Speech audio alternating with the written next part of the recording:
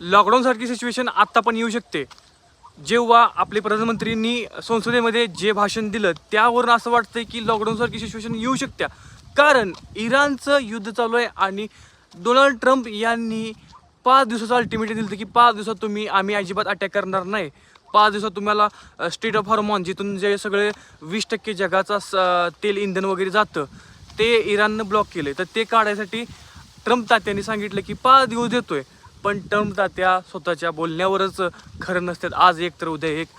पण ट्रम्प तात्या सगळीकडून अडकलेत आणि इस्रायल पण सगळीकडून अडकलेत. कारण डिमॉन्स या न्यूक्लिअर प्लांट जवळ त्यांची एक मिसाईल हिट झाली इराणची आणि इराणनं इशारा दिला आणि या सगळीकडनं ब्लॉक झाले. कुठल्या देशाकडून मदत पण मिळेल. कारण दुसऱ्या देशाने जर मदत केली इराणच्या विरुद्ध तर दुसऱ्या देशांना सुद्धा त्याचं परिणाम भोगावं लागतील.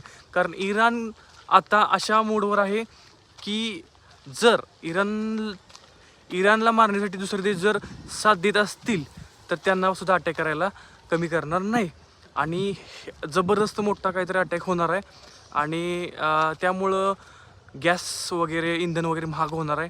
त्यामुळं लॉकडाऊनसारखी परिस्थिती येऊ शकते असं म्हटलं जातं आहे तज्ज्ञांच्या आधारे.